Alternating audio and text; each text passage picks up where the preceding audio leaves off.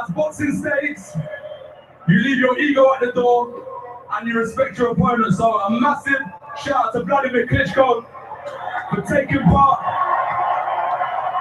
How much respect do you have for this man here? Okay, I'm not going to say too much because I don't know if he wants to come back and fight me again. But I got, in the terms of the boxing Hall of Fame and the boxing arena, he's a role model in and out of the ring. And I've got nothing but love and respect for anyone that steps in the ring, including Wladimir Klitschko, Wladimir Klitschko, Jonathan Banks, Robert McCracken, Tony Sims, Max McCracken, Peter Sims, Seltzer, Freddie Cunningham, the list goes on.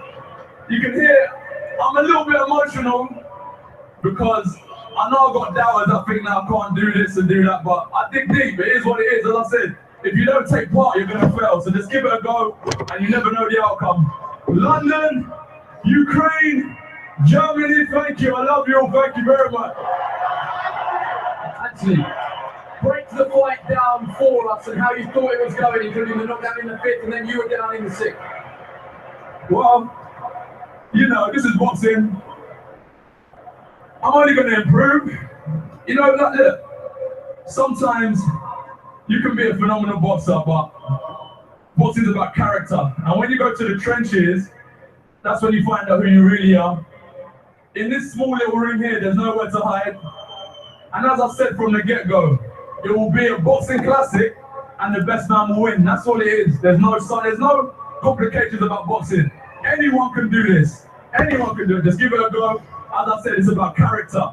Find what you believe in, what you're good at, and just give it a go and keep on digging, digging, and digging. How deep did you have to dig in that fight? It is what it is. You can see I come out and I won. That's how far I have to dig. I didn't go into a 12-round slugfest and struggle to beat Klitschko. I come back and I pulled my heart out and I got him out of there. That's what I'm about. And Fury. Tyson Fury, where you at, baby? Come on, is that what you want to see? Come on, we're here, man. I enjoy fighting. I love fighting. Tyson Fury, I know he's been talking a lot and he wants to come back and compete. I want to give 90,000 people another chance to witness a lovely night of boxing. I just want to fight everyone, man. I'm really enjoying this right now. Holyfield, Lennox, Roy Jones Jr., the icons and legends at ringside, you're all my inspirations. I watched all of you lot growing up. Roy Jones, what's it? Can't be touched. Mr. Unstoppable. I listen to all of that, man. You're my inspiration, man, honestly. Thank you for coming out to a beautiful night of boxing. Can I go home now? Can I go home now? Thank you. Let's have a word with Wladimir. Wladimir, commiserations. What went wrong tonight?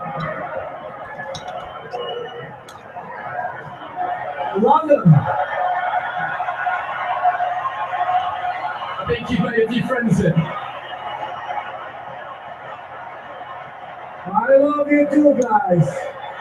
I hope you enjoy the fight. Both fighters were really giving its best. The best man won tonight, and it's an amazing event for boxing. Two gentlemen fought each other. I said gentlemen because boxing came from England. So, show that the gentlemen fought each other. Anthony was better today than I. It's really sad that I didn't make it tonight. I was planning to do it. It didn't work. But, all the respect to Anthony, congratulations. Love and respect to you guys, 90,000 people present. You're awesome, guys. Thank you so much for your support of the sport and of this fight. What will you do next? Are you interested in a rematch? Of course we have it in the contract. I'm right now interested. Analyze what the heck has happened. So, I did enjoy the night as well as you. I wish I could raise my hands instead of being someone that actually didn't make it and wanted to touch his back. But congratulations to Anthony. He got up, he fought back, and he won the titles. Commiserations. Thank you for staying and talking to us. Promoter Eddie Hearn is somewhere here. Eddie, That was one of the best heavyweight fights we've seen in decades. You look like you're enjoying it there at the end as well. You don't need to hear from me. They don't want to hear to me. One of the best fights I've ever seen. Massive respect to What are you doing, Eddie? And thank you all so much for the support you've given Anthony Joshua on this journey so far. That's all you need to know. Can you just clear up what might happen next? You're the promoter. Listen, tonight's all about celebrating a great heavyweight fight and respecting two warriors of the sport. How's your heart rate? All over it again. Thanks for talking to us. All right.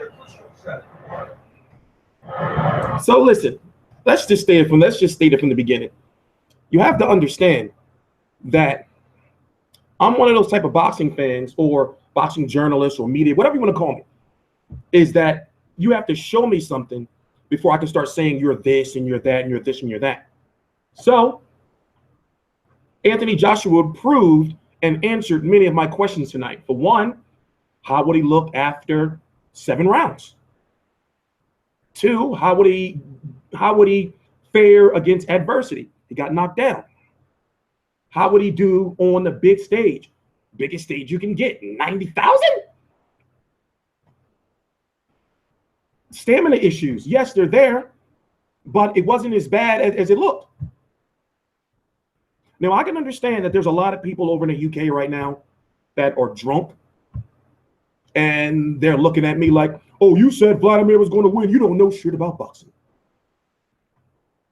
It doesn't work like that. We're not psychics. I'm not the only one that picked Wladimir Klitschko to win. However, I provided sound logic and argument why I felt Wladimir would win. He didn't. So it's not like I just was saying Wladimir was going to win because I'm a fucking fanboy. I was like, yo, he's got a high ring IQ. He's got that veteran experience. And we've seen it in the fight. We've seen these things.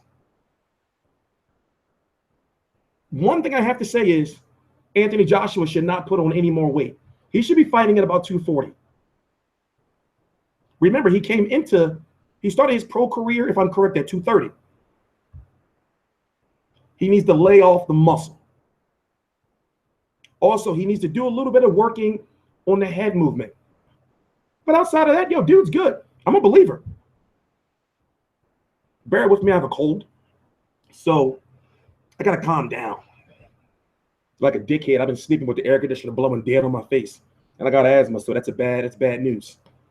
So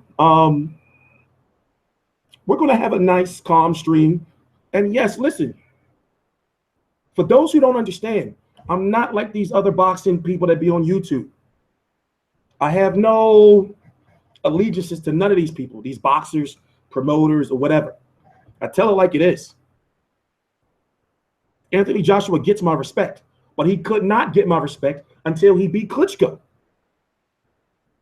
People were saying he was the best thing since fish and chips, since tea and crimpets, since sliced bread, since condoms, since the morning after pill, before he fought anybody. I dealt with this for years. I've been covering boxing for a long time now. I watch hundreds and hundreds of fights. You know how many hype jobs I've seen fall? I remember people used to say, Adrian Broner is the next Mayweather. So it's like, okay, I understand. You'll see the potential. But right now, I can say like, yo, Anthony Joshua, I can comfortably say, yo, he's good. Dude is the truth. However, now he's in a deep end. The scorecards were 96-93, 95-93 Joshua. One was 95-93 Klitschko. That fight could have very well ended up in a draw if it wasn't for that uppercut that damn near took Vlad's soul.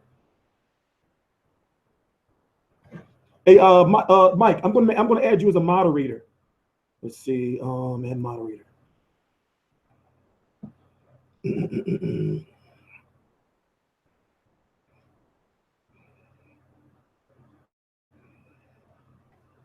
Yo, I swear, Marcus Phoenix, you're about to get blocked. Like forever, bro. Like, cause you come on here every stream talking shit, and it's not even your real name. So it's like this. Oh, well, let me address that now. The reason why I didn't go to the UK is because simply I wasn't ready. Because you know why? Because I started a fucking media company. You know? And also, I didn't want to deal with the politics.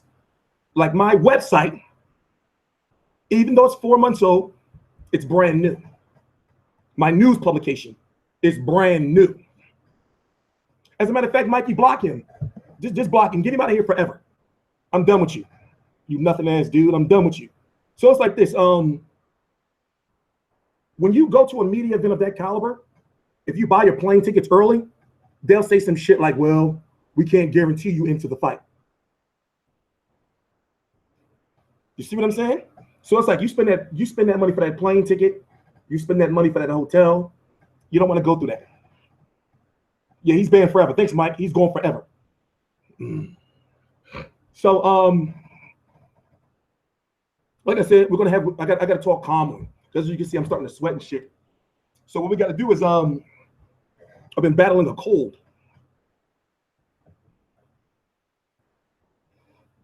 Honestly, listen, I'm surprised that fight was that good. That was a good. What was the last good heavyweight fight we saw?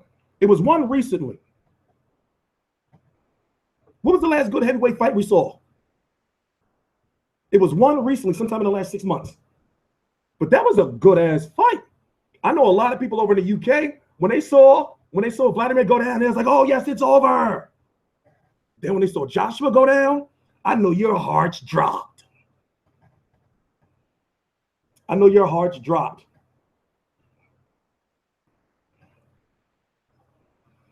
No, was it the Mansour one? White Chisora. White Chisora. That's what it was. You know, so it's like this, right? Anthony Joshua has a good solid win over the best heavyweight of this era. Wladimir Klitschko, as you can see, is still good. He could have won that fight. Some may say that the fight was stopped too early because there was 10 seconds left in the round. Wladimir Klitschko can still give many of these heavyweights a problem, especially if they don't have the power to stop him. Who can Wladimir Klitschko beat? He could beat Pulev again. He could beat Chisora. He could beat Dylan White. You know? So I'm glad, honestly, that Wladimir is not retiring because he still has a lot to give back to the sport. Do you agree?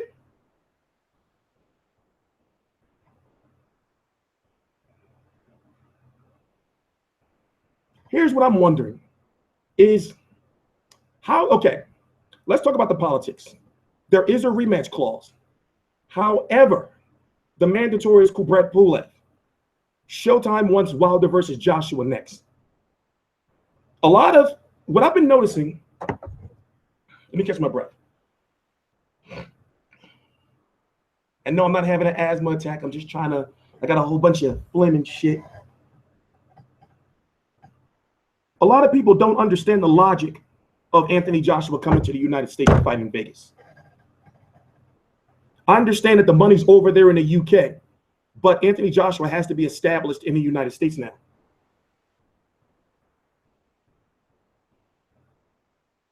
You see what I'm saying?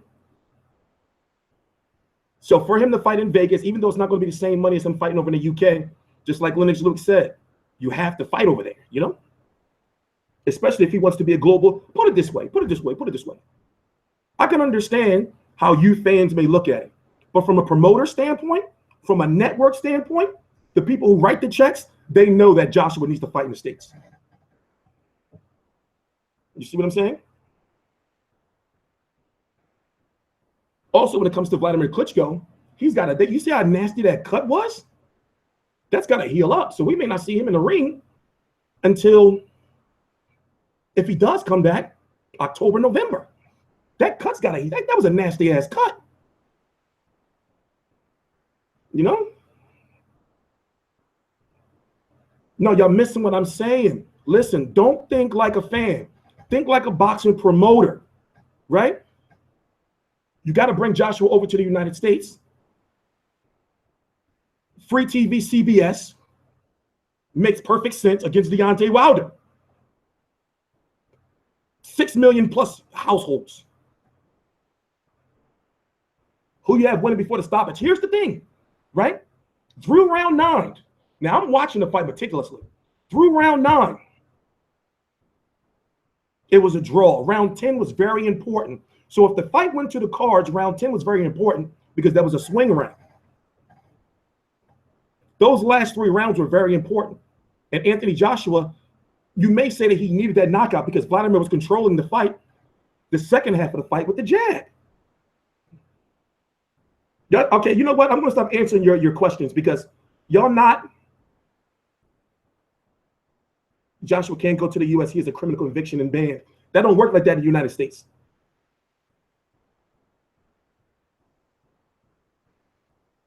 He can get a visa to get over here. It's not like if you're. It's not like when you're going over to the UK. It's a difference. No, I'm having some breathing issues. That's all. I have a cold. If you go to London with Eddie Grinch or a press pass, our first press credential for a match room is supposed to be for Brook versus Spence. So once we're in the door for that, then yes, we'll have access. I'm not okay. All right. Can somebody please explain to these people that I'm not angry? I'm not mad. I'm laboring. I got fucking call drops and medicines and shit. I'm laboring. I'm not upset. I'm not angry. I'm forcing my words. You see what I'm saying? So after this stream is over, I'm going to go to sleep and wake up, and we're going to do a nice solid video. But listen, I'm an Anthony Joshua fan, man, because listen, we've seen him go down. We've seen him get up. We've seen him deal with some stamina issues. We've seen him get outboxed. And guess what? He threw that uppercut from hell. He pulled that uppercut. He pulled that uppercut from hell. Yeah, this is a lemon honey tea with 3 holes dropped into it. So this is some type of crazy ass elixir. You know? So it's like this, right? For people who are hating on Anthony Joshua, they're going to say shit like, oh, he was exposed. Oh, he got the stories of his chin are true. But if you look at who he fought, why are people still disrespecting Wladimir Klitschko?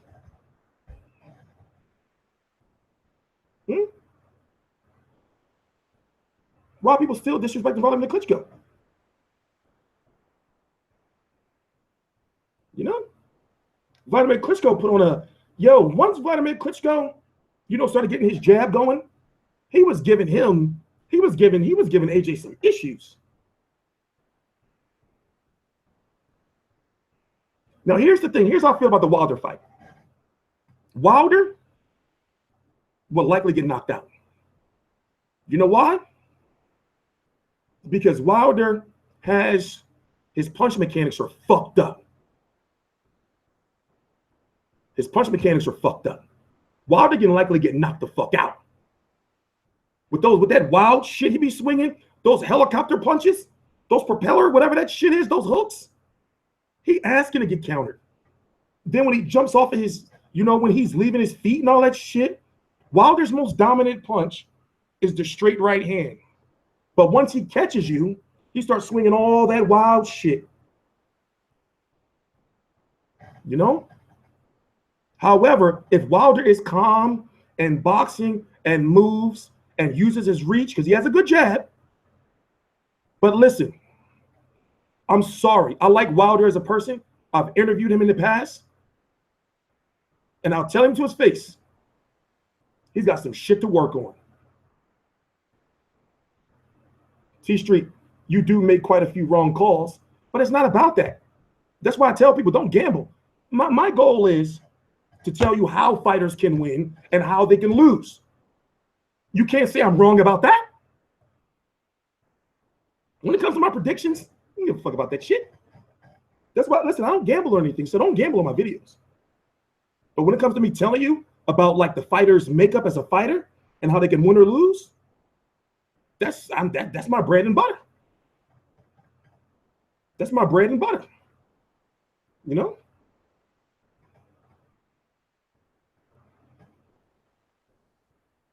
Yeah, I don't gamble. I don't do none of that shit.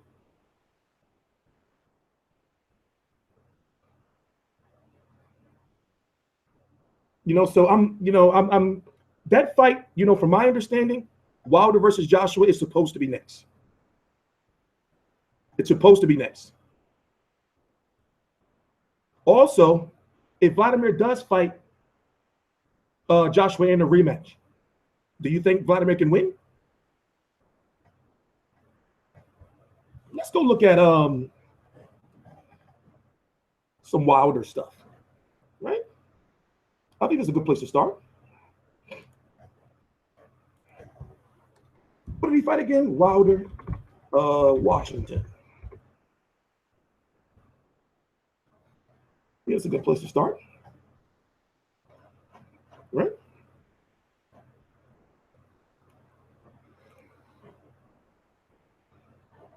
Let me see, is this it? Oh, by the way, I got a program that I'm going to be using soon, within like the next few weeks. It's called Wirecast. What that allows me to do is to show clips and everything without having to do a screen share, but you can actually still see me, and they're not lagging like this. You should definitely change the. But let's zoom this in a little bit.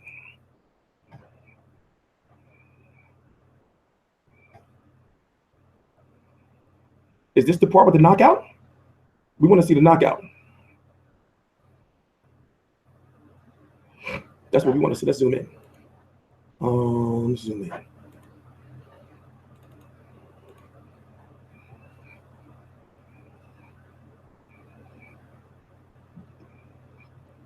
Look, what is that shit? What is that shit, man?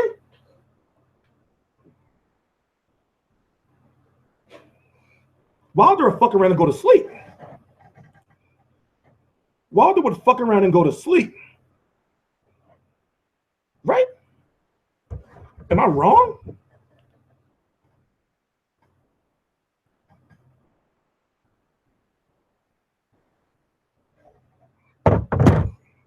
Am I wrong?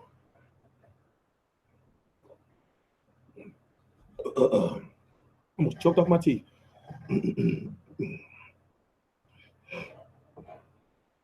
Look at those helicopter punches.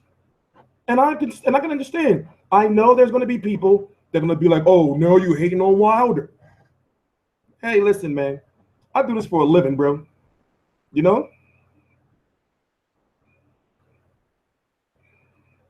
Both fighters got shocked in a good way. Yeah. Yeah. You know, but now we need to talk about, like, what's next. So, in a very quiet fight yesterday, IBF #1 contender Kubrat Pulev, who Wladimir Klitschko beat, by the way, 3 fights ago, beat Kevin Johnson. The IBF says that he's the mandatory. The WBA is granting Anthony Joshua voluntary. The WBA mandatory is Luis Ortiz, right? So let's put it in perspective. You're going to have, okay, here's what it has to be. This is what it has to be. Anthony Joshua has to fight a unification against either Joseph Parker or Razvan Gujanu if that fight's happening next week for the WBO. Or he has to fight Deontay Wilder for the WBC. If not, he has to fight Kubrat Pulev. Those are the only options. The only options. The only options. Deontay Wilder has to fight either Joseph Parker or Razvan Gujanu or Anthony Joshua. If not, he has to fight Bermane Stiverne again and likely lose in a fight that nobody really wants to see. Luis Ortiz is the WBA interim, whatever, some shit. He's the #1 contender. So basically, he's not going to be getting his shot for quite some time. You have Shannon Briggs taking on Fresno Quindu down in Florida, June the 3rd for the WBA World. Yes, Pulev is the IBF mandatory. Once again, Anthony Joshua has to fight either Deontay Wilder next, Kubrat Pulev next, or he has to fight the winner of next week's fight against Joseph Parker and Razvan Kujanu. You know? Why did Fury and AJ both have rematch clauses? Well, that's a Wladimir Klitschko thing. Wladimir Klitschko was a very smart negotiator, you know? But once again, going back to Wladimir Klitschko, he has a very nasty cut over his eye. That takes time to heal. That type of, if you see that, let's go look at it. Let's go see if we can find an image. I'm gonna pull it up on the screen for you. That's a nasty ass cut. You know, you don't want to come back quickly from a cut like that because scar tissue, and you risk, you know, getting cut in future fights. You see what I'm saying? So that right there is going to keep Wladimir out of the ring for a while. Let's see if I can get a nice little clean. There it is right there. I'm gonna look at this cut real quick. Look at this shit. Oh wait, not that one, this one.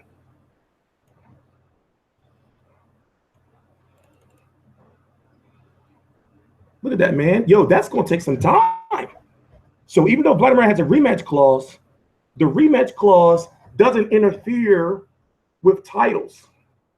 So basically, just like Tyson Fury had to lose his IBF belt because of the rematch clause with Wladimir, it could very well, it's, how can I put it? It can't really happen now. The rematch clause can't really take effect because Wladimir has to heal. You see what I'm saying? So it can't really be enforced, you know, because that cut's got to heal. Yeah, that's not a cut, that's a gash. You damn right. That's a motherfucking gash. And remember, they had a nasty headbutt earlier in the fight. So I have to go back and watch again. If he asks, Objective Journal says if he asks for the rematch, then that has to happen and Josh has to give up the belt. Correct. Josh would have to give up that IBF title. Yes, unless there's some type of stipulation in the contract, but look at what happened with Tyson Fury. You know, he had to, because if he didn't give up his belt and not fight Klitschko, then he would have gotten sued. You see what I'm saying? Who was going to fight King Kong? That's now we got to figure that shit out. Now we got to figure that shit out. It's a very complex situation now. Very, very complex. Let me explain to you once again. You have Joshua, IBF, WBA Super World, and IBO champion. Kubrat Pulev is the #1 contender. He's first. Kubrat Pulev is first in line. First in line. The only way Joshua can't fight or will be able to get out of a fight with Pulev is if he fights Deontay Wilder for the WBC, or if he fights the winner of a WBO champion, Joseph Parker and Razvan Kujanu. What about Big Baby Miller? You mean? He's having some promotional issues. He was just at the Berto Porter fight last week, and I remember Ness from the Box of Voices trying to interview him, and he just was like, "Nah, no interviews." No. Put it this way: why would Wladimir retire off of a fight where he could have won? It was that uppercut that got him, and also he didn't gather himself. You know, it was the uppercut that got him.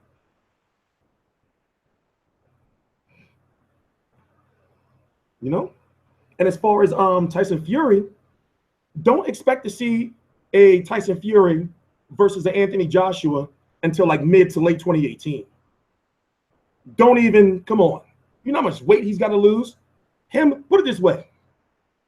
If Tyson Fury loses all that weight, that's going to make headlines. He's going to be on fucking Men's Fitness magazine and shit. Dead ass serious. If he loses that weight, that's going to be a whole story within itself. That motherfucker got 100 pounds to lose. I'm losing 100 pounds? Shit. So don't even listen. Don't even mention Tyson Fury. Don't even get involved in hyping yourself up for that, because it's not happening no time soon. I'm not talking about it. I'm not going to talk about Joshua versus Fury because it's not happening. It's a waste of my time and a waste of my valuable breath in my baby lungs to talk about that. There's no point in talking about that. 150 pounds, yeah. So it's like this. I'm not going to entertain, you know, like that's like tabloid news right now. It really doesn't mean anything. You know, it's just for people just to talk about it because it can't happen no time soon. First, he's got to come back, have a comeback fight. Then he's got to get ranked, and he's going to get a high ranking. But then he's still got to get himself in the fucking shape. You know? So I really see Wilder being next, especially since Showtime has signed Anthony Joshua pretty much to fight Deontay Wilder. That fight's going to be, listen, I'm guaranteed that fight's probably going to be next. You can't say guarantee probably, right? I'm saying it's probably going to be next.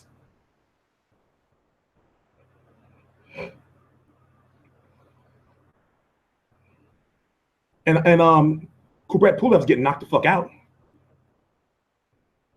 You know? Kubrat Pulev gonna get knocked the fuck out.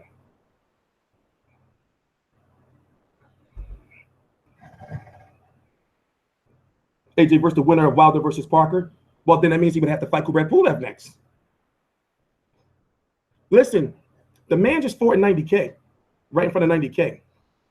You got to keep that momentum going. So what's the best way to keep that momentum going? Send his ass to fucking T-Mobile Arena. Send his ass to Vegas next. And get that American exposure out the way. So imagine right now, you people in the UK won't understand. I've already, for the last few hours, I've been seeing how many people have been saying he doesn't need to go over there. He doesn't need to fight in the States. The promoters are not thinking like that. A promoter would never say, oh, well, you don't need to go to the States. When you're trying to eat for in front of 90K, you want to have him fighting all over the world. Anthony Joshua's not really known over here. I don't know how well this fight did for him over here, but he's not really known over here. You know? So I understand what y'all saying about, well, UK is where the money is. No, it's not about that. It's about that global recognition.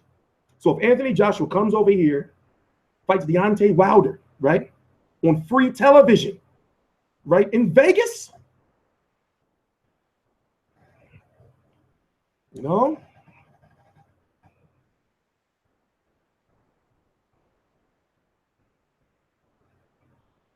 he failed 90K in London, but he's not known over here. Over where? You drunk, Felipe? I'm talking about over here in the States. Where you drunk? I'm talking about over here in the States. What the fuck are you talking about, dude? I should put you on timeout for that. I'm telling you this. Anthony Joshua will walk around in Philadelphia, may not be known. He could walk around in New York. He'll be known, yes, by like tourists and shit. You know? And then with all the advertising they'll be able to get for free TV for Anthony Joshua to come over here.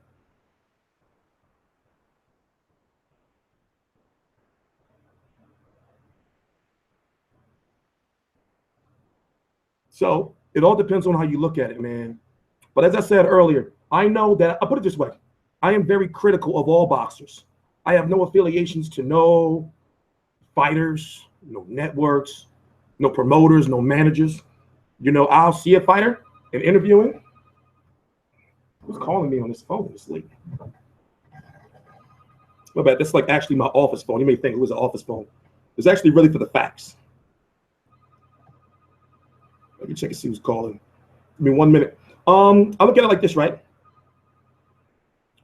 I'm very critical of fighters until they prove something to me. You see what I'm saying? I'm not the type of fighter that if you're fighting a whole bunch of fucking prospects and fat men, I'm going to be like, oh, yo, dude is really, really good. He's the best. No, you got to prove something to me. I've been through it with the fucking Birdos, fighting for Luis Colazos and shit, the Adrian Broners, the Seth Mitchells, and many more names of the hundreds and hundreds of fights I've been watched and covered. So today, Anthony Joshua proved to me that, okay, now I can start looking at him as being legit. I couldn't rate him off of no fucking Dominic Breazeale. I couldn't rate him off of Eric Molina. I couldn't rate him off of Charles Martin, Jason Gavern, off all them. I needed to see how he looked past 7 rounds. I needed to see how he did against adversity. He got knocked down, got back up. I needed to see how he dealt with the stamina issues. Right? Wladimir Klitschko was jabbing his face off at one point in time, but he overcame it and he won. So therefore, now I can say, yo, he beat Wladimir Klitschko, because guess what? I don't look at Wladimir Klitschko as being old. In this day and age of boxing, 41 years old, it's not old. And then the man had a 17-month layoff and still put on that magnificent performance. That uppercut took his goddamn soul. But I do think that Anthony Joshua should not put on no more muscle, and he needs to stay at either 240 or 245. He was 250. And if you notice, he's been getting bigger each fight.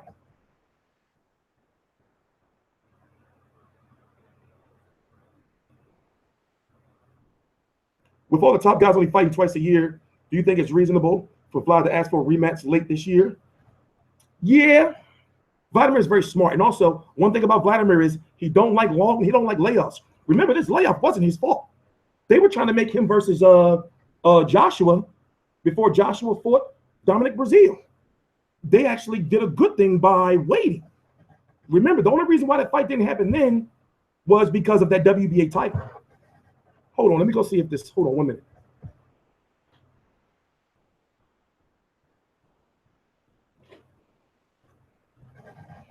All right. They actually did good. They actually did a good thing. The WBA actually helped them by not sanctioning that fight for the WBA title, because first, when they first started negotiations, Wladimir said he's only going to be fighting unless that WBA title was on the line. And then look, they got the fight in front of 90K. How about AJ versus you? You know what? Time out, bro. Time out. Because I see you probably a drunk UK person that's not thinking logically. So you're on timeout.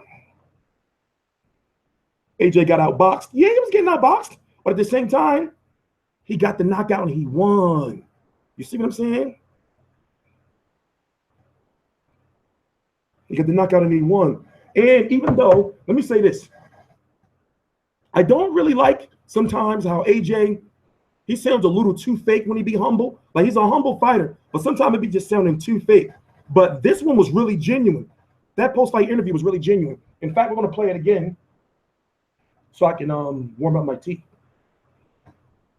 Like, sometimes he just be too, you know, you see what I'm saying? Wow. A night that we... Let me run it back one more time. Not the whole interview, just Klitschko and Joshua's part. I mean, not the whole, you know, post-fight, but because sometimes he do be sounding a little fake. Sometimes he do. I'm just saying, you know? I'll be right back.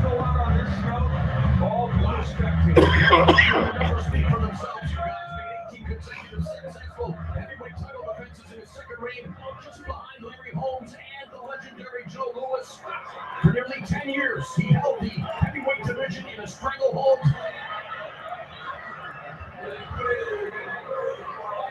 A look at the numbers here shows us that Klitschko very effective with his jab, landing it, but ultimately it will be Joshua with his power punches, and of those power punches, the uppercut became the big one. Ooh, uppercut.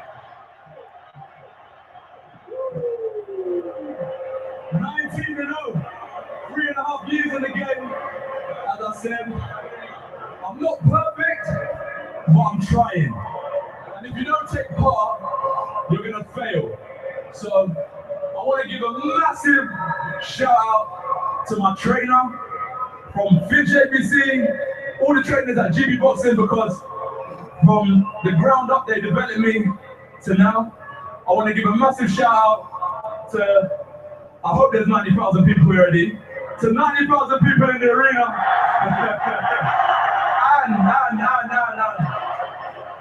and lastly, as boxing states, you leave your ego at the door and you respect your opponent. So a massive shout out to Wladimir Klitschko for taking part.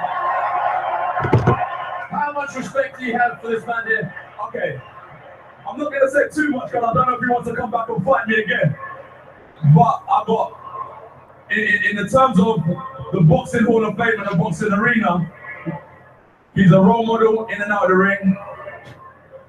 And I've got nothing but love and respect for anyone that steps in the ring, including Wladimir Klitschko, Vitaly Klitschko, Jonathan Banks, Robert McCracken, Tony Sims, Max McCracken, Peter Sims, Seltzer, Freddie Cullen, and the list goes on. You can hear I'm a little bit emotional because I know I've got doubters that think now I can't do this and do that, but I dig deep. It is what it is. As I said, if you don't take part, you're going to fail. So just give it a go and you never know the outcome. London, Ukraine, Germany, thank you. I love you all. Thank you very much. Actually, break the fight down for us and how you thought it was going, including the knockout in the 5th and then you were down in the 6th. Well, you know, this is boxing. I'm only going to improve. You know, look, sometimes you can be a phenomenal boxer, but boxing is about character. And when you go to the trenches, that's when you find out who you really are. In this small little ring here, there's nowhere to hide. And as I said from the get-go, it will be a boxing classic and the best man will win. That's all it is. There's no complications about boxing. Anyone can do this. Anyone can do it. Just give it a go. As I said, it's about character. Find what you believe in, what you're good at, and just give it a go and keep on digging, digging, and digging. How deep did you have to dig in that fight? It is what it is. You can see I come out and I won. That's how far I had to dig. I didn't go into a 12-round slugfest and struggle to beat Klitschko. I come back and I pulled my heart out and I got him out of there. I had it even as well. And Fury. Tyson Fury, where you at, baby? Somewhere fat. Come on, is that what you want to see? Come on, we're here, man. I enjoy fighting. I love fighting. Tyson Fury, I know he's been talking a lot and he wants to come back and compete. I want to give 90,000 people another chance to witness a lovely night of boxing. I just want to fight everyone, man. I'm really enjoying this right now. Holyfield, Lennox, Roy Jones Jr., the icons and legends at ringside, you're all my inspirations. I watched all of you growing up. Roy Jones, what's it? Can't be touched. Mr. Unstoppable.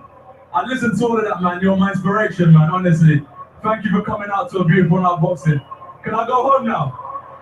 Can I go home now? We're going to listen to Vladimir's part, and then we're going to end it.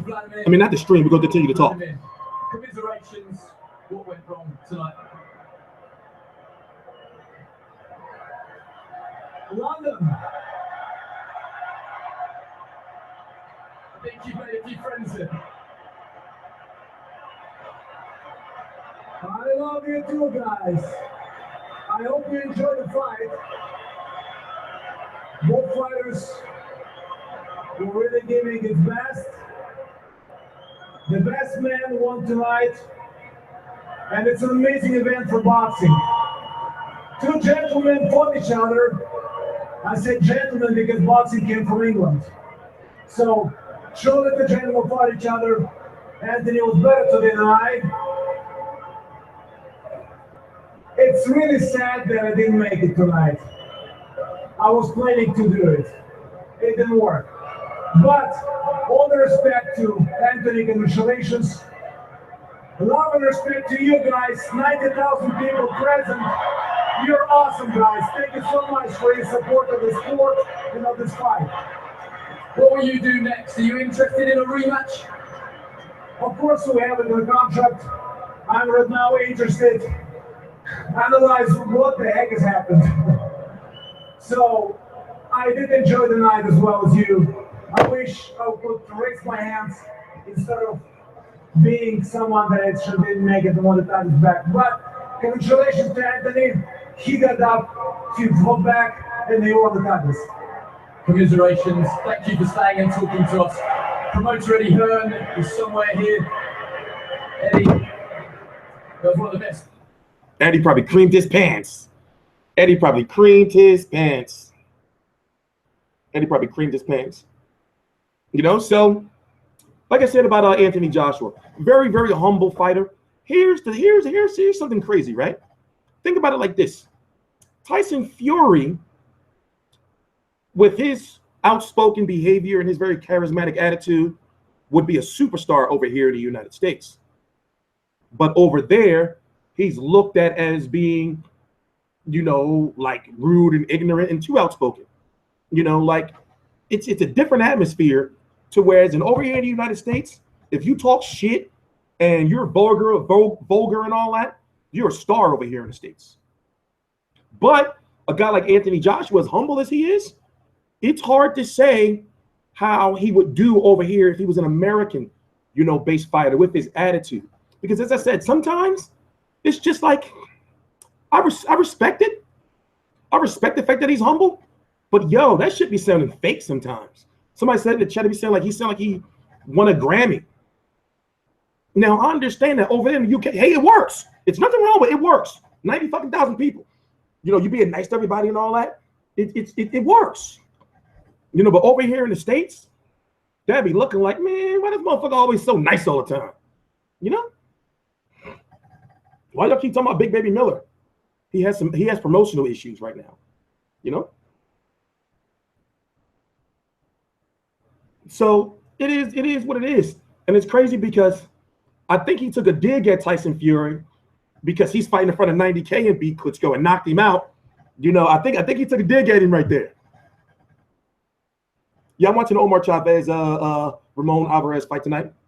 That's why we're going to end this stream in exactly half an hour. You know? So as I was saying, he's got Anthony Joshua. The only things I really think he needs to work on is just, you know, don't get any heavier. He's got all the skills. Don't get any heavier. Also, I liked that he started going to the body later on in the fight. That was nice right there.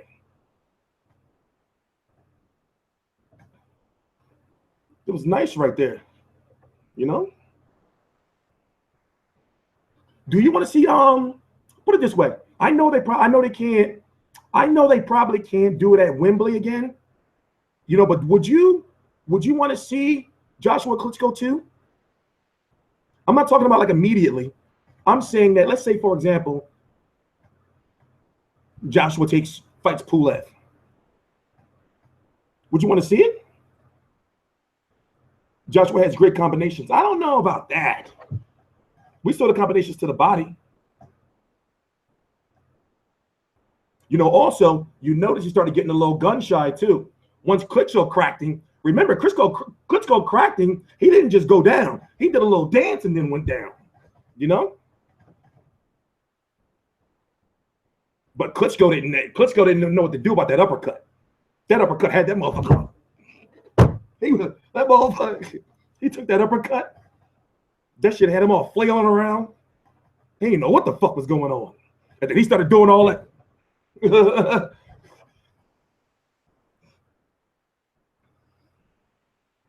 Okay, you know what? I'm see, you fanboys are killing me. Joshua has a universal piece. Joshua has amazing combinations for his size. Let's see you, big fat boy. Why is that fucking necessary? Why is that necessary? You know, I'm not disrespecting him. Y'all motherfuckers is sensitive. Take his penis out your mouth, man. Why y'all so sensitive? You know, you can't say nothing wrong about Anthony Joshua, huh? Damn.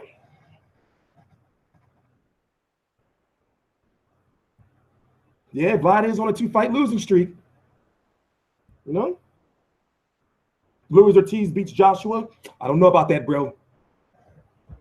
Luis Ortiz, once again, he's one of those fighters where he hasn't really fought anybody. Come on, man. Come on. I'll talk to you about that. I'm not a guy who picks a fighter off of them fighting a bunch of journeymen.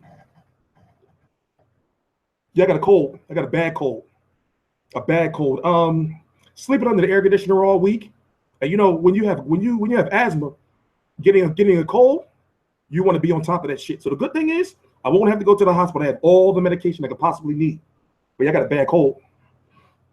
So right now I'm all hopped up on cough drops and cough medicine. And allergies too, you know. Like I'm in a neighborhood where it's nothing but grass. Everybody's cutting grass every fucking morning. Give me 1 minute. So do we know? So did we already? Are we clear on what's next for Joshua? It has to be once again. It has to be either Wilder or Parker or Razvan Kujano. If it's not, then he has to fight Kubrat Pulev.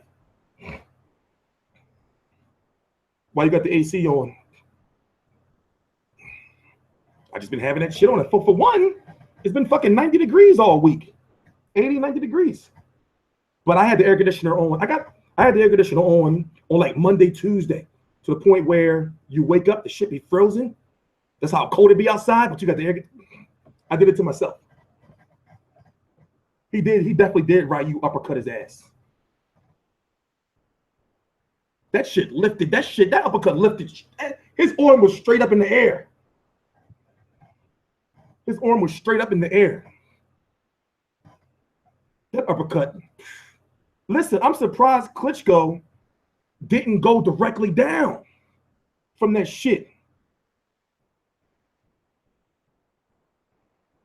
I'm surprised he didn't go directly down from that shit. And remember, he cracked Klitschko earlier in the fight with an uppercut, but it wasn't like that one. That uppercut ain't no motherfucking joke. That uppercut will fuck you up. Joshua showed a great chin tonight, yes. And I liked how he got up and recovered well. Remember, in my opinion, the reason why he got knocked down, one of the reasons was because he came out, he emptied the tank, tried to knock Wladimir out, and then he gassed out for that round. Wladimir was built to fight 12 rounds. Vladimir's been 12 rounds multiple times, many times.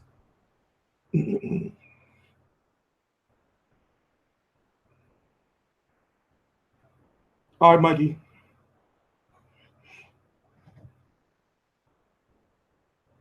T, take your tea bag out, T. Nah, I like to let it like soak at the bottom and shit. The bottom is always the strongest. See, at the bottom, it's at the bottom is where the medicine is. So it's some lemon down there, it's some holes, some cough drop residue, you know, and some honey all at the bottom. So the bottom is the most nutritious part. It's the most nutrition. I mean, if you look at round 5, when he knocked Klitschko down, Klitschko got up and Joshua was clearly gassed out. He was tired as shit. He was tired as shit, yo. You know? So I have Anthony Joshua beating Deontay Wilder. I have him beating Joseph Parker. I wouldn't have said that before. Not until after I saw this fight.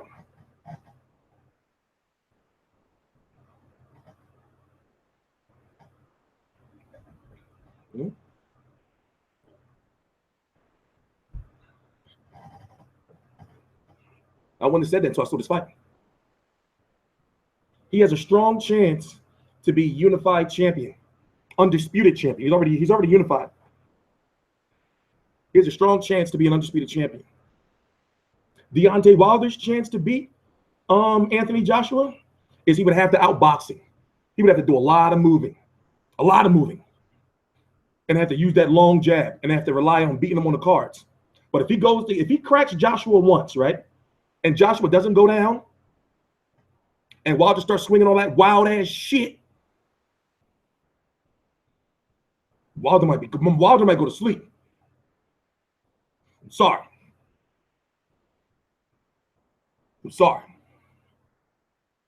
Wilder might go to sleep. Let's keep it 100 here. Let's keep it 100 here. Wilder has some skills, but just like what was it on Showtime? Al Bernstein. The keys to victory for Deontay Wilder is He's going to have to fight on the back foot. And he's going to have to use that jab, that long-ass jab, and that straight right. And he's got to define those hooks. Those hooks have got to be defined. They got to be polished. Those hooks are way too wild that he be throwing, man.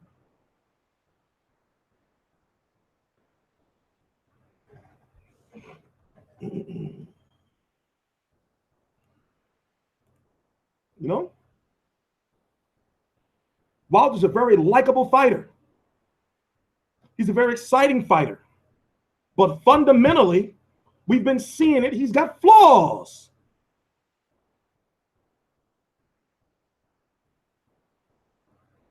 Wilder's got a punchy chance, though. That right hand of his ain't no joke. And it's bionic now. Remember, he had those surgeries. He's got that shit in there now. That's just bionic now. No, yeah, we're going to have a moderator. As I said, for those who don't know, we're doing a lot of upgrades. I went and picked out all the stuff in my studio. So all this shit's being taken down. And new desk, everything. Everything's coming within like 2 weeks. Everything's going to be together. I have a new program called Wirecast where, listen, shit is changing big time. Shit is changing big time. Shit is changing big time. Big time. Trust me, Wilder isn't as hard as Klitschko. Hey, that could be true. But however, Wilder's most dominating and effective punch is his straight right hand, not his hooks, because his hooks have issues. You know, but his straight right hand ain't no joke, especially with his long ass arms. For him to, if he uses that reach, you know, that's all I'm saying. Do you think AJ would beat Hay? We don't know. You know, David Hay is very good, and David Hay's got that movement. You see what I'm saying?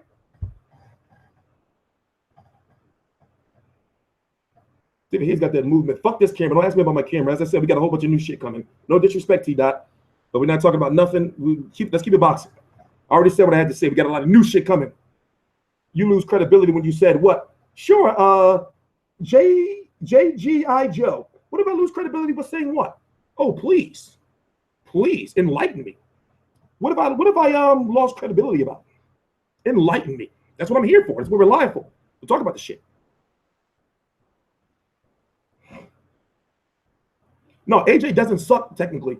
AJ has some good technical skills. It's just that I think that he's too heavy. I think that he needs to stay at 240 or 245. That's all I'm saying. Like we see him doing nothing but lifting weights and shit. You know? He needs not to get no bigger.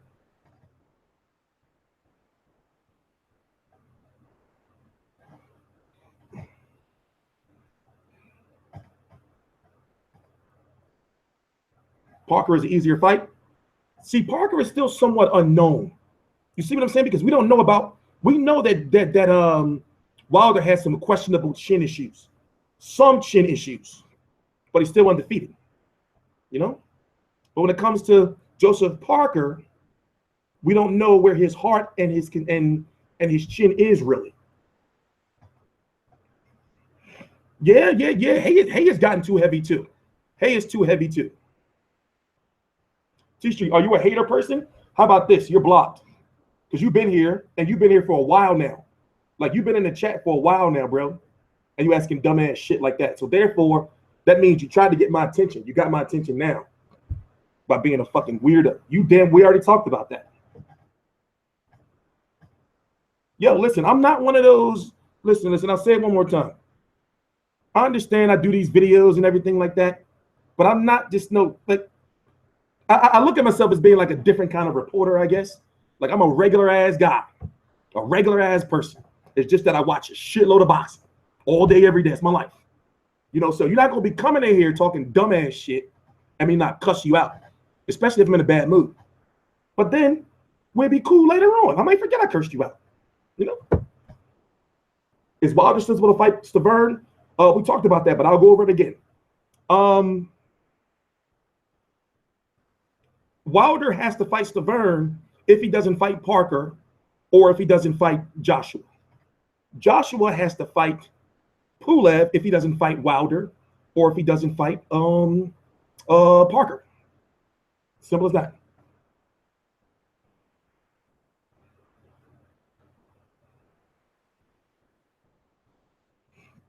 See, there you go.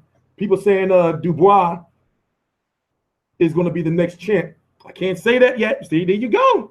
I can't say that. People were saying that shit about David Price. Remember that shit? David Price?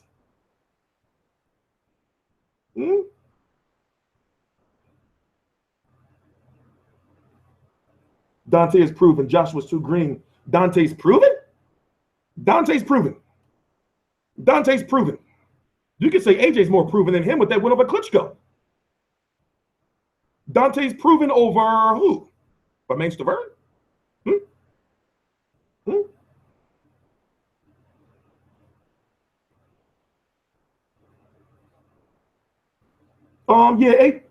Anthony Joshua will do very well in New York. Yes, would do very well in New York. What happened to Luis Ortiz being #1 by the WBA? Well, it doesn't work like that.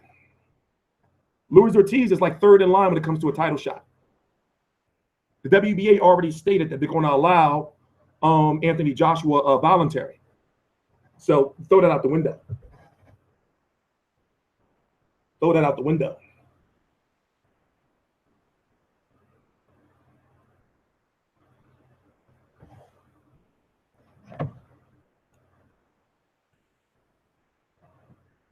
You know, so but Stavern is in a situation where he has to get a fight soon because he was supposed to be fighting Povetkin for the WBC interim, but then Povetkin failed the drug test. By the way, that Povetkin situation is not over. They appealed.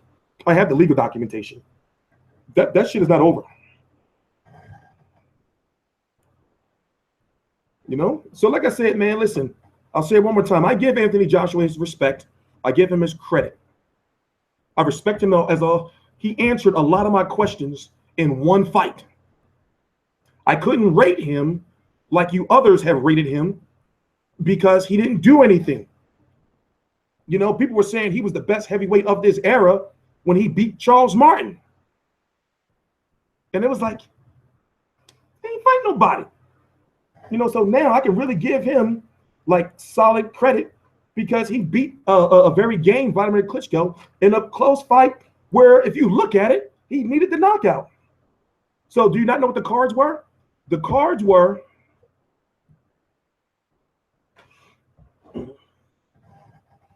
I hate when people message me while I'm actually doing videos. What type of stuff is that? What part of the game is that? Joshua's leading before the knockout. 96-93, 95-93. Klitschko 95-93. That fight could have ended in a majority draw. What if that fight would have went to the last? Well, then again, those two, no, it wouldn't have. Joshua would have won. But if he didn't get that, but put it this way, if he didn't get that knockdown or that knockout, you know, it could have went to the cards. And he could have got a majority draw. Or he could have possibly lost, depending on if Wladimir Klitschko didn't get knocked down in that round. You see what I'm saying? So the fight to make is Wilder versus Joshua in Vegas. Yes. Yes. Fuck everything else. I'm telling you what it is. It has to be either Pulev or Wilder.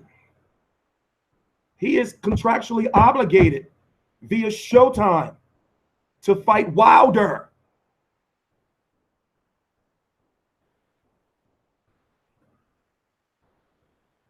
You see what I'm saying? You know? So the Luis Ortiz situation is still to be determined because now the WBA, as I said, has said, well, you know, we're going to let AJ get a voluntary for the WBA side. So which means after he fights Pulev, if he doesn't fight Wilder or Parker, then he can fight anybody in the top 15 of the WBA.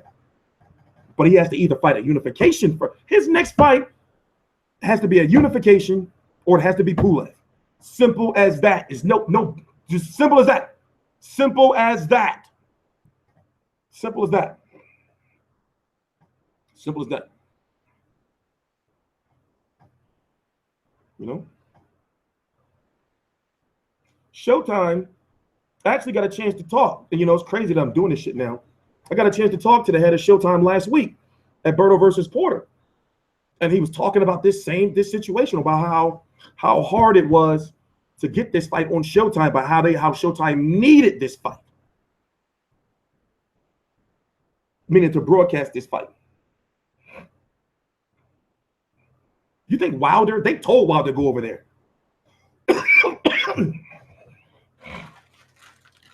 They told Wilder to go over there. They said you got to go over there.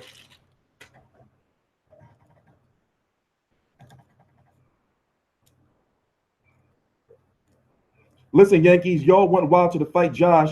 You can come and get it over here. No, it's not about that. See, y'all missing the point. It's not. I can understand. Once again, I explained it earlier in the video that I understand the bigger money is in the UK.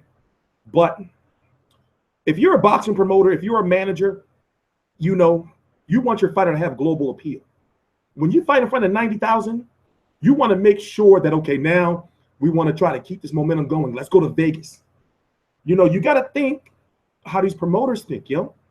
You may think that, well, Vegas is not Wembley, but it's Vegas.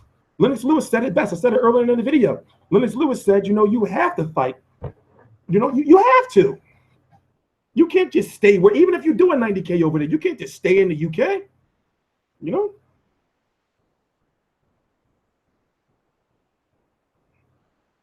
You can't stay in the UK. You feel me? Yeah, Mayweather made a huge mistake in his career, in my opinion. But I understand why he did it. But Mayweather should have fought in the UK. You see Pacquiao, people don't give a shit over here in the States about Pacquiao versus Horn. But guess what? Pacquiao going to be fighting in front of fucking 50, 60,000 with some shit. They loving him over there. But Pacquiao versus Horn wouldn't sell shit over here in the United States. You know? No, they wouldn't do Wilder versus Joshua in New York. I mean, put it this way, it can sell out in New York, yes. It would do well in New York, yes. But it makes perfect sense for Vegas. Because y'all know how, remember when Ricky Hatton had all them people fly over here for the Mayweather fight? You know how many people going to follow AJ over to Vegas? Somebody was talking about on my Facebook how, like, remember when Ricky Hatton got knocked out by Mayweather? It was like, oh, whoa, Ricky Hatton. He got knocked the fuck out. They still was chanting. And you know, they come over here, they be drunk. They come over here, y'all UK motherfuckers come over here, y'all fuck shit up. And then y'all leave. That's fucked up. Y'all come over here and fuck shit up, get drunk everywhere, fighting and shit. Then y'all leave. Look at all that shit fucking Tyson Fury did when he came over here. What was that, for the Santa Cruz fight? Came over here, you know, fucking shit up. He tried to attack Carl Froch. He all fucking everywhere drinking. He gets kicked out of the Barclays. You know? Yo, UK motherfuckers will come over in the boatloads.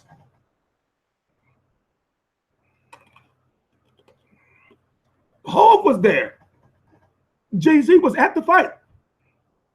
You know how many stars was at that fight? Illuminati and shit was there. You know?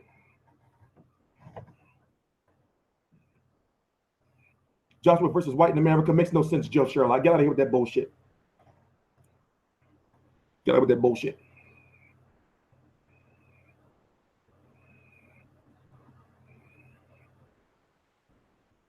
Yeah, Arnold was there.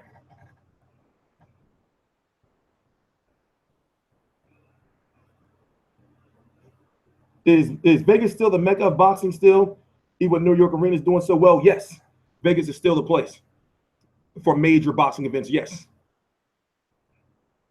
Remember, this Brooklyn boxing thing is only about, what, 3 years old or so? They're doing good. They're getting better.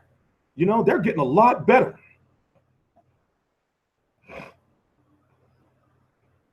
It was crazy how Joshua didn't call out Wilder, you know, but yet he said something about, you know, Fury, you know, when Wilder was there.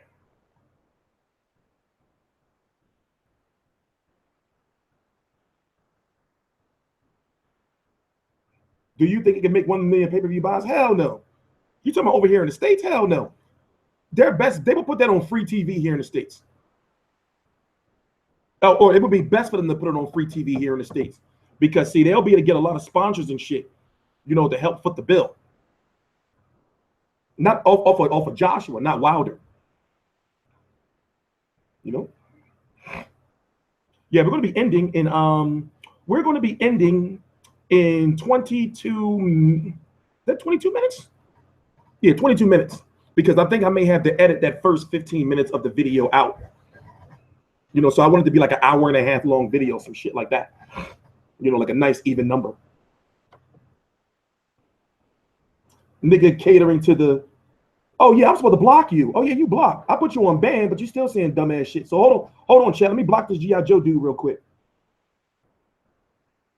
I forgot. Yeah, you blocked. Yeah, it's a new day, Rand. Before I didn't block people, you know, but matter of fact, no, I'm not gonna block you because see, there's the thing. Like when you block people, you don't really want to block your trolls because your trolls are the ones who watch your videos like in their entirety.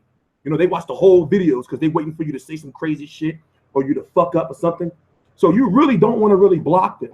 You want to like really let them like be free. The first 15 minutes contain copyright stuff. You know, so as I say, you really don't want to block like your trolls and your haters. You want to like let them, you know, but when they do like weirdo shit, when they keep like being weird, then that's when you block them. Nigga, shut up. You ain't leaving. You gonna tell some nigga I'm leaving. Nigga, you ain't going nowhere. Fuck out of here. Nigga, you on my dick. No homo. Pause. You ain't going nowhere. Get out of here. Oh, why did I say that? Keeping it real goes wrong. But yeah, what's next on our subject? We'll start next one. I got the red ones mixed in here too. I don't really like the red ones, I like the blue ones.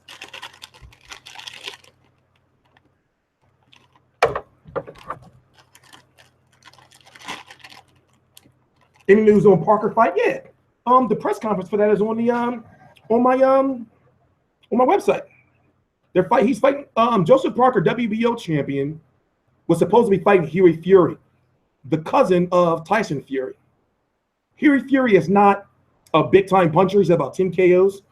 Very good boxer, but somewhat of a boxer who doesn't step on the gas. The Furies, Tyson and Huey, are involved in some drug scandal, you know, that may destroy the Fury family name, meaning PDs.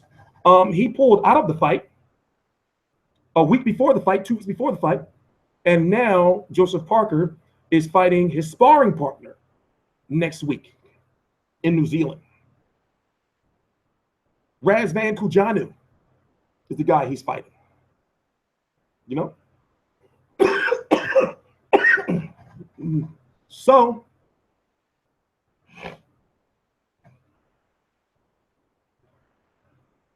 So you may have you're gonna have Anthony Joshua and Eddie Hearn watching that fight very closely. Why they're gonna be watching that fight closely is because they want to collect all the belts, but at the same time they want to ride the momentum. So if they fight Wilder, then they're gonna have to come to the States to fight Wilder. That's just the way it's gonna have to be. I'm sorry, that's just the way it's gonna have to be, whether you like it or not. You may say, well, Wilder needs to come over here because Anthony Joshua fought 90K. It's gonna have to, this is the way it's gonna have to be. And Eddie Hearn knows that. And it's time for Anthony Joshua to make his debut in the States. If he fights Joseph Parker can come to the UK and they can do it in the O2. You know, and sell it as a big ass fucking, oh, it's a unification. Anthony Joshua's going to collect his third belt. Because remember, he's got two now. The IBF and the WBA Super World. And if you want to count that IBO, you know? Yeah, Vitaly ain't coming back. Yeah, man, leave Vitaly alone. Vitaly out of this. He's like the mayor of Kiev. He ain't coming back. And if he do come back, he's gonna be stiff as the board.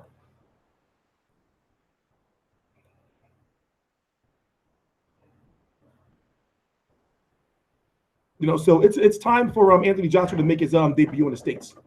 Like, it's smart. It's not like, you know, I can understand a lot of boxing fans. When I say fans for a reason, don't understand the business aspect of things.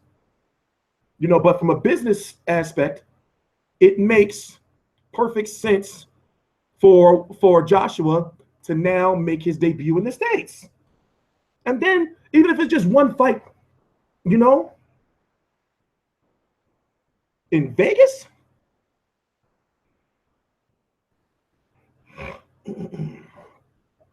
he's cold as shit. This is the good stuff at the bottom, though, but it's strong. That's why I'm like, but I need it. I need it. I'd rather see Joshua in New York than Vegas. Yeah, but that's you, though. Here's the thing. It would do well in New York, but it's about the status of Vegas. That's what I'm saying. Like, you're kind of, I think what I'm saying is going over your head a little bit. I think what I'm saying is going over you guys' head a little bit. You know, but from a promotional standpoint, I can understand why you would say New York. It would do good in New York. You know? But y'all, listen, listen. I'm beating the dead horse. There's no point in talking about it. Because for some reason, you know, y'all don't understand the logic of Joshua fighting in the States. Y'all don't understand it. No, so you may say that you understand JASG, but a lot of people they don't get it. You know, he has to have at least one fight here in the United States for marketability reasons. Once again, Anthony Joshua is not that known over here. He's not that known over here. You see what I'm saying? Yes, it's for marketing. It's marketing. Even though he'll make more money in the UK, he's got it's marketing. You know, so when it comes to, like, if there was two lines, right? A line full of fans and a line full of promoters, right? Same amount of people on each line, you know, that analogy wasn't going to make no sense. So I took that back. But the point is, promoters, managers, anybody in the business knows that, yeah, it's time for Joshua to come to the States at least once. It's the boxing fans that I'm like, man, he don't need to go to the States. The big money's over here. Eddie Hearn ain't talking that shit.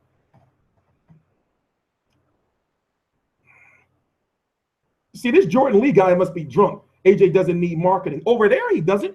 Over here, he's not known. I'm telling you. I'm telling you. Anthony Joshua can walk around down here and not be mobbed. Over in the UK, he walk around in London or fucking Leeds or Sheffield or some shit. He's getting mobbed. Did you see White versus Chisora? Come on, Jer Sherlock. I do this for a living. Don't come here talking that, bro.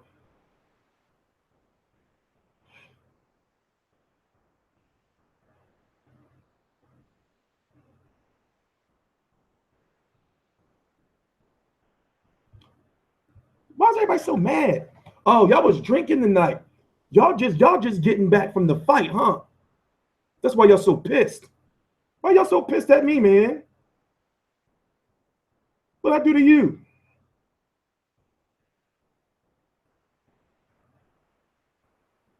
Do you boxing Lego? Y'all asking dumbass shit now. Why y'all so pissed at me, man? What the hell I do to y'all? I'm just trying to talk some boxing. And it's bad enough motherfuckers is slaughtering me. I'm getting slaughtered on my Instagram. Motherfuckers is like, you said Klitschko was gonna win. You ain't shit, mate. You daft cunt. Motherfuckers is cursing me out. And the thing is, you know, I've been doing this so long that people really think I'd be mad. They'll see some posting shit I be writing. They'd be like, oh, this guy's upset.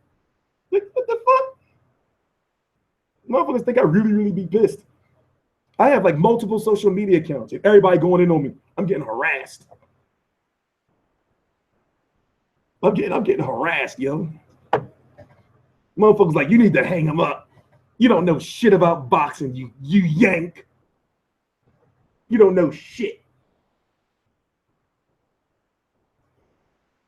Stop your whinging. AJ won. I'm like, God damn.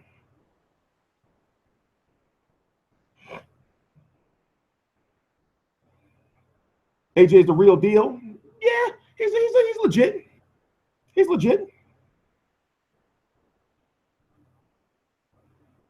I ain't watched a Dwyer video in a long ass time. Dwyer's still around. I ain't watched a Dwyer video in a long ass time. I ain't watched it in a long ass time. Yeah, motherfuckers is pissed right now, but see, I understand. You know, over in the UK, they lit right now. You see what I'm saying? You know, their guy just won. They're over there drinking, you know, 90K in Wembley. They're not trying to hear, y'all UK people not trying to hear shit. No negative about Anthony Joshua. Who wins, Bellew versus Parker? Hard to say, because I really don't count Bellew as a heavyweight. And also remember, Bellew is riding this hype, and he was losing to David Haye until David Haye blew his fucking legs. You know? So I don't rate Bellew as a heavyweight. No American boxer can sell out in 100K arena. Remember, the Pacquiao could have. But yes, you're right. Well, why are y'all bringing up, bro, you thought about taking up boxing, you like a heavyweight. I used to box when I was younger. I can't do it no more. I just don't, for one, I don't have the discipline, you know, and I just don't want to get punched, man. I done been shot at before. I done been punched and, you know, beat down many times. Have my fucking nose, you can't see it. My nose smashed in. No thanks. No thanks. No thanks. No way. I want those type of problems in my life. Yeah, AJ Duke needs to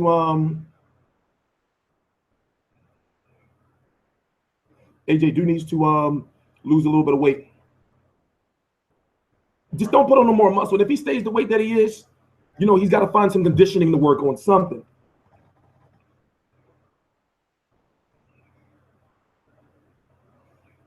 You know?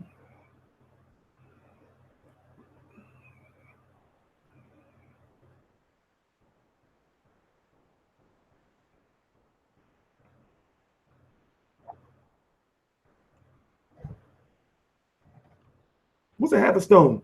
Like 3 pounds or some shit? 5 pounds? No, wait, a half a stone? So if a motherfucker's like 17 stone, right? That's like 250 or some shit, right? I used to know that. Breakdown Fury versus AJ. I'm not going to break down Fury versus AJ. You know why? It's because that's irrelevant. You know why it's irrelevant? Because Tyson Fury is fucking 400 pounds. I understand people want to talk about that fight and they're clamoring for it, but really, that's like tabloid news. That's like a fantasy matchup. You see what I'm saying? I really don't want to waste time talking about that fight because it's a fight that it's going to take so much to happen. And also, if it does happen, it wouldn't happen until mid to late 2018. It literally would be a waste of my time to talk about Joshua versus Fury, because we don't know how Fury is going to look after he loses 150 pounds, which he has to lose. There's so much writing, you know. We can't talk about Tyson Fury. We're wasting our time. And I'm a big Tyson Fury fan. Huge. Usyk beats Bellew. I'm doing my Scott Quigg video. I watched the whole card. I'm doing my Scott Quigg video and my cool hand Luke Campbell video after I watched the face-off between Canelo versus Chavez tonight.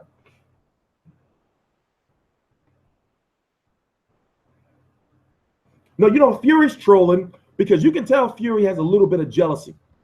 He said it before, you know, or Peter Fury said about how he don't understand like how Anthony Joshua's getting all this love and Fury doesn't. Yes, and I'm going to be covering the Omar Chavez fight. So what I'm going to do is I'm going to take a nap for like 5-6 hours. I got to take some breathing treatments, and I got to get all this mucus and shit to break up because I got a cold. You know?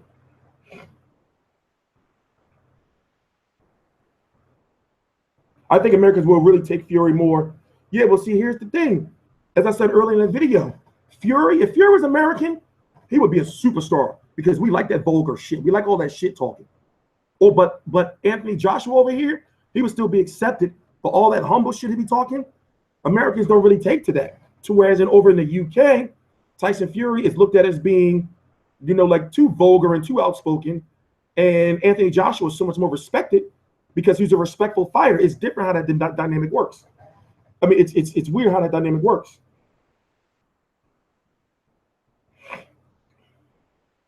No. It's 9:37 right now. I'm gonna go upstairs, lay down. I'm gonna watch Canelo versus Chavez, man. My laptop, I'm gonna do a little bit of work on my laptop until I fall asleep. And then I'm gonna wake up on some 2, 3 o'clock in the morning type shit.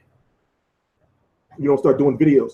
But I do need to rest. I went out earlier today, got on my medicine and all that shit, and I haven't had a chance to actually like lay down and like let that shit go through my system. You see what I'm saying?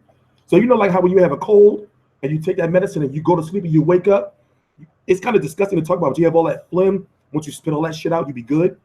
You know, that's what I got to go through.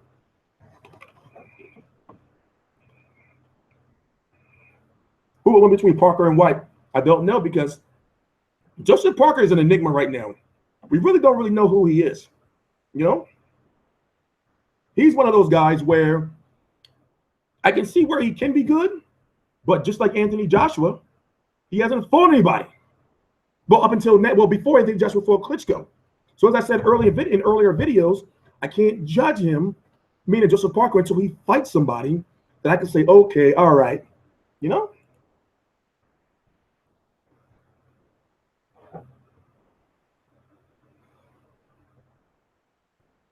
Well, yeah, listen, the heavyweight division is back. The heavyweight division is back, yo. The heavyweight division is back. Also, we should have the post-fight press conference for Joshua versus Klitschko up soon, right? Let me go look at this. Wow. My channel's coming back. Wow. Numbers are like up.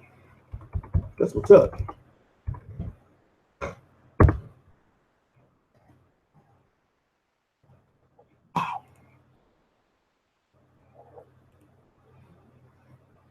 Let's listen to this real quick before we go.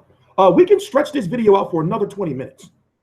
We can stretch. Y'all want to chill for another 20 minutes? Because see, what I want to do is Canelo. Let me see what time Canelo versus Chavez. 24. I mean, remember the Canelo versus Chavez face-off, the English version. I'm going to check right now. See what time it comes on. If you want to watch it in Spanish, it's on the HBO Latino page. Oh, Canelo, the face-off don't come on until fucking midnight? Take my shit down. Canelo versus Chavez face-off doesn't come on until 12:15 a.m. Eastern Standard Time. The replay for Joshua versus Klitschko, the HBO version, doesn't start till 11 p.m. I do want to see the HBO version because of the commentary, pretty much see what the fuck they're talking about. And then we have an Omar Chavez fight. Basically, you got the Underling brothers. You got what is it? Nutmeg Alvarez and Omar Chavez.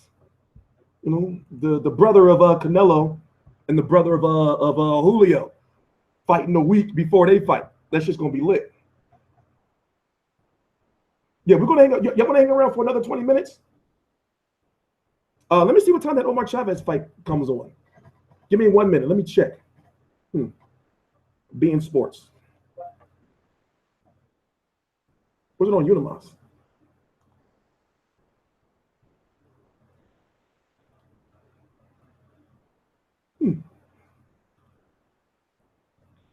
Oh, that shit don't come on till late. Hold on, I'm just checking to see what time some fights come on. Give me 1 minute. Give me 1 minute, guys. How many fucking Being Sports channels are there? Was it on Unimas? No, it's on Being Sports. That starts at 11 p.m. Eastern Standard Time. So it's live. You have Ramon Alvarez, the brother of Canelo Alvarez, versus Omar Chavez, the brother of Julio Cesar Chavez, fighting tonight.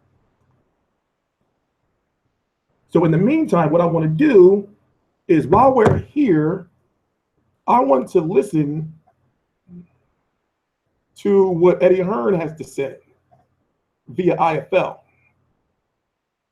I wonder if they let Coogan into the fight. Anybody know if Coogan was able to get in? That was fucked up. A lot of people have been asking me, why didn't I make it to the Joshua Klitschko fight? Well, for one, it's politics involved with that. You see what I'm saying? My website is brand spanking new. You may say, well, it's 4 months old, but in the website world, it's brand new. So when I did reach out to Matchroom, they couldn't guarantee.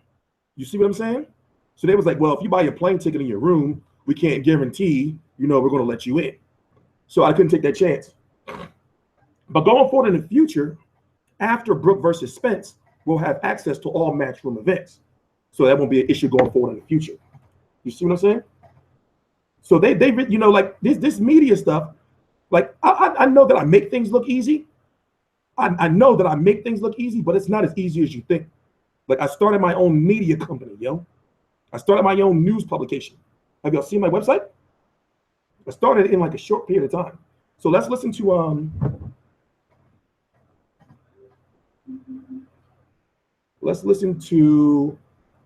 Eddie Hearn real quick after the fight. Let me mute this real quick. There's so many fucking remotes. I need one big ass remote that controls everything. And don't say use your phone, because that shit don't, that's the last thing I need is more shit on my phone. That's the last fucking thing I need. There's more goddamn shit on my phone. That had everything. Let's listen to this real quick. I'll be right back. Just one of the best heavyweight fights I've seen. We saw a great This is Eddie Hearn, the promoter of Anthony Joshua. A cagey start, picking up, Josh knocking Klitschko down in the 5th round, and losing his rag and running out of steam, and then getting chinned in the 6th round. I wasn't sure whether he'd get up, showed tremendous heart, got hit with the kitchen sink, got his second wind in 7 and 8, and came back in 9 and 10 and stopped him in the 11th. And tremendous heart from Wladimir Klitschko. Why have I spelled the Klitschko name wrong? I just said that I think Vlad will probably get more credit for that performance than maybe any performance of his career. He was great. People know how to spell his name. Roller coaster emotions from yourself. What was going through your mind in that 5th round when AJ put Wladimir down for submission? Just, I thought it was over. He went down very heavily, and he's a great finisher. But Vlad, he held and he made him miss, and Josh was celebrating. He lost his rag again, and ended up emptying his tank. Came out for the 6th, really tired, got caught with the right hand, formed heavy knocking. Wasn't necessarily that he was overly hurt, it was just he was shattered. He got up, and I just thought if he could get his second win, he could knock him out. It was whether he could get that win because he looked really tired. But you have to understand, Josh is learning under these conditions. He's not 28, 29, 30 fights in with all the experience he's put into these legacy fights. He's doing it in his 19th fight. He's still a rookie. You know what I mean? But he's having to learn. He's having to be exposed under the bright lights in front of 90,000 to improve. And I think he deserves so much credit for just even taking the fight. But the way he's come back, question marks, heart, chin, all lungs. And I'm so proud of him because that goes down. It's one thing creating a fight, selling it out, breaking the box office records. But did the product deliver? In droves. But I can't control that, But when you've got a fighter that always delivers, it's like gold dust. And when you've got someone like Anthony Joshua, it's just, it's a golden time for boxing. And, obviously it goes to stratospheric levels. No doubt this will be shown on Showtime and HBO in America. What is this, as well as RTO in Germany? What have you done with programs? They've already been on the execs, the media. This is long over. This is Anthony Joshua becomes the biggest star in world boxing, unquestionably. And he deserves it, you know, because he's putting himself in his positions. He got a silver medal in the World Championship as a novice. He won the Olympic Games as a novice. He won the World Heavyweight title as a relative novice. And tonight he unified the division. I won't call him novice anymore. I'll call him a rookie still, because he's still learning. Was tonight the acid test? Yeah, of course it would be. It is, James, but he's not ready for the acid test. This is what I'm trying to explain to build up to this fight. Just said you couldn't get a ticket. Yes. To the fight? I saw that tonight. It is too early. But to learn under that kind of environment and that kind of pressure just goes to show you how special you are and how much you improve. It's just, it's unbelievable. Joshua comes on the screen, cheering, chaos, goes mental. That comes then I ask him what I want. I want to know what's next for him. That's the interview I'm waiting for Eddie Hearn to say what's next. Now, you know it's the night of the fight. They're not going to say what's next. You know? They're going to say, yo, we're trying to celebrate and all kind of shit like that. 42-7, that should block you for that dumbass shit. And you know what? That's one of the reasons why I say that it's very urgent that I get this this studio set built, because I thought that maybe people would understand, you know, that I'm not fucking around with this boxing shit. Once I started a website, I guess they think that starting a news website is easy. That it takes like some people like years, maybe their whole life to do. When I say that I feel that once I get like the studio set, that we go into full high definition, you know, that I'm wearing nothing but Fight View 360 gear, hat, Fight View 360 mug, you know, we have like the shit taken down, you know, people will finally start to understand. Because it seems that when they say that, you know, well, you need to get to the fights. I go to fights. I have access to every single major fight in the world. You know, all it is an application and some phone calls. You know, but it's not as easy as you think it. I make things look easy, but that's just who I am. But it's not as easy as you think it is, you know? So as I said, my goal is not to catch my competitors. You know, my goal is to leapfrog my competitors. You see what I'm saying? You know? So I already know from experience and just confidence in myself that I don't know another boxing reporter on YouTube that's better than me. I'm talking about as far as knowledge of the sport, not to my own horn. You have access but barely attend. Well, Houston, understand, right? It's no better. I shouldn't have to explain this to you. I shouldn't have to explain. Do you know how much work I have to do on a daily basis? Also, do you know how hard it is to cover a fight? Like actually be there at the fight?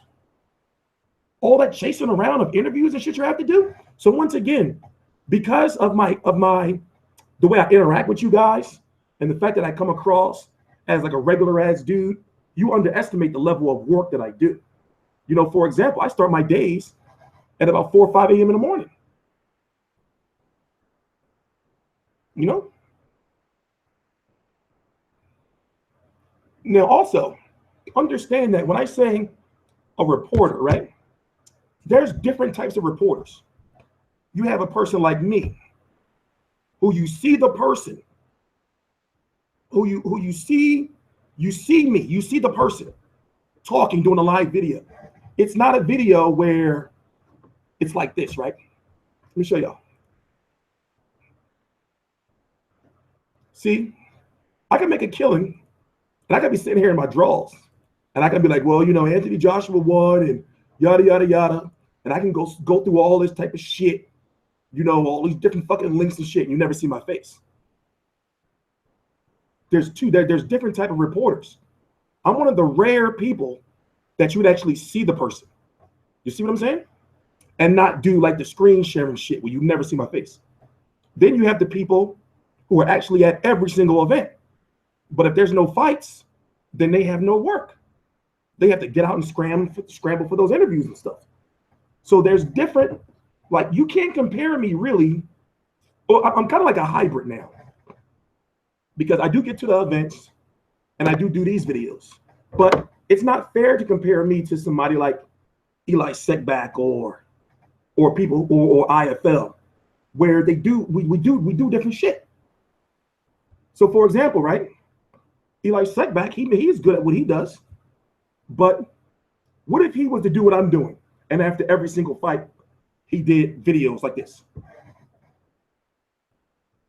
You see what I'm saying? So like I said, I I just don't think that you understand that people keep raising the bar higher for me, and literally I keep proving everybody wrong. You know? So it's like it's getting to a point where what's really the next thing that people are going to say? Remember, they said I would never get interviews. They said I would never get the fights. They said I would never start a website. They said I fell off on YouTube, all kind of crazy shit. So I really don't think that I really have anything really else to prove, I guess. Yeah, sure. We're going to be next week for Canelo Chavez. After the fight, sounds like excuses to me. Okay, bro. You want to be blocked? Let me see who you are. I know you. Matter of fact, yeah, you blocked. I'm going to put you on. Yeah, you're blocked, bro. For you being a hater, because those are haters. That's hating that shit right there. So it's like this, right? If you've never been to a fight before, as media, if you don't have no motherfucking website, because you got me mad now. If you don't do fucking YouTube videos, then you can go suck a big fat penis. So next week, after Canelo versus Chavez, we're going to do a live stream where I'm actually going to allow people to join in on the stream, like the old days. So we may have to have a nice debate. You know, I'm going to have some tecate. I'm going to have some Mexican food. You know, I'm going to have my Mexican gear on. You know. Yeah, man, my people always give me a hard time.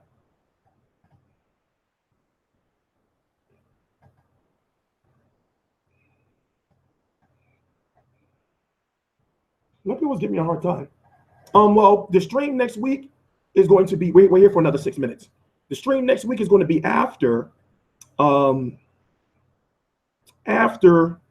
pay-per-view. Stay humble in good times, stay humble in bad times. Hey, listen, nobody don't know what listen, I've told the story before, but majority of people don't know how much I had to go through to get to this point. I've almost died several times to get where I'm at today. You know, my passion for this shit is real. It's serious. And I'm not using that shit loosely. I almost died multiple times with this shit. But I love it. And now I'm finally healthy, even though I have a cold now. But I'm finally at a point in time like where I can actually start doing the things I've always wanted to do in boxing, like getting to more events. For example, if you notice, I was at a press conference or some type of press event weekly in New York. It takes 2.5 hours to get to New York. You know, I interviewed several world champions in 1 month. I interviewed Luis Ortiz, Danny Garcia, Jamel Charlo, Keith Thurman, Sean Porter, Oscar De La Hoya, Bernard Hopkins, just in the last couple of months, you know? Summarize what you thought of the fight for the new joiners quick. Okay, all right, here's the final summary. Joshua, in my opinion, needed that knockout because he was leading on 2 judges' scorecards, 96-93, 95-93. Klitschko 95-93 on 1. Joshua needs not to gain any more weight. He needs not to put on any more muscle. In my opinion, he needs to get down to about 240, 245. He weighed in at 250. I think he's too heavy. Joshua has made a believer out of me. As I said earlier in the video, I'm one of those people that I couldn't say he was going to be good or great off a win over Dominic Breazeale, Eric Molina, Charles Martin, Jason Gaverne, Dennis Botov, Michael Sprott. Rafael Zubano love. I've watched every single Anthony Joshua fight live, except for 2. Multiple times. So I was saying that in order for Anthony Joshua to get my respect, he has to fight a known name, and I want to see how he does after 7 rounds, and I want to see him overcome adversity. We saw that he can go the distance, even though it didn't go to the last round. It's safe to say that he got his second win. He could have won 12 rounds. We saw him get knocked down and get up. He didn't just get knocked down. He did a little dance where his body gave out. He got back up. He gassed out for a bit. He overcame that. So many questions was answered tonight that now I can say that, yes, he beats Deontay Wilder. He beats Joseph Parker. Right now, he is the #1 heavyweight in the world, in my personal opinion.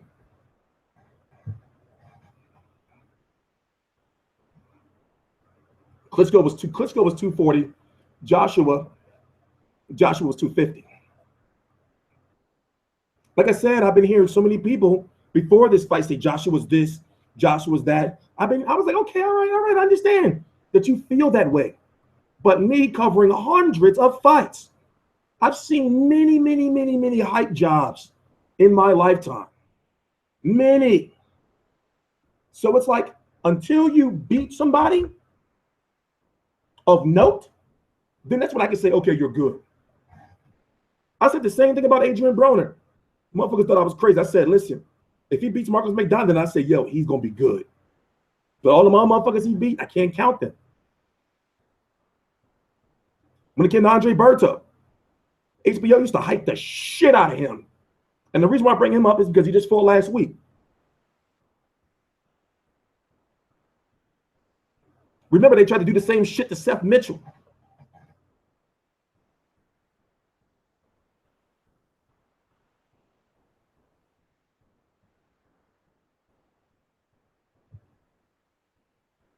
Anthony Joshua was also getting outboxed by Klitschko. He was getting outboxed, especially in the second half of the fight. So we seen him, adjust and start going to the body of Klitschko, because that jab was starting to eat him alive. And you can tell that Klitschko was starting to size up that straight right hand. And if you look at that uppercut came on kind of like a spin angle.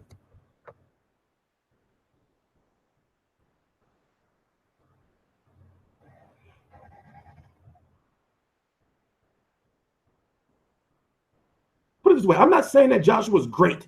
I'm saying that he's good and he's on his way to being great. You know what it means when you're great? Let's not throw that term around lightly, all right? When somebody says let's not throw that term around lightly. Yeah, but you can say that Joshua almost lost, but he got the knockout. And how was he almost losing, right? When after 9 rounds, because those rounds were pretty easy to score, except for round 10 to a certain extent. And depending on how you gave that 5th round with the 2 knockdowns.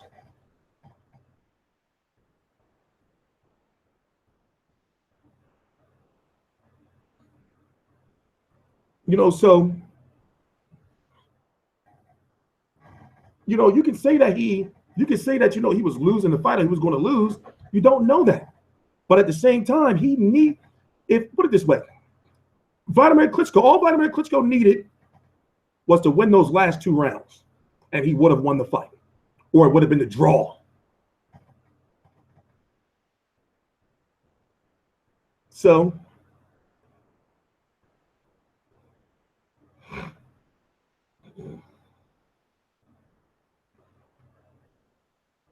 what are y'all arguing about?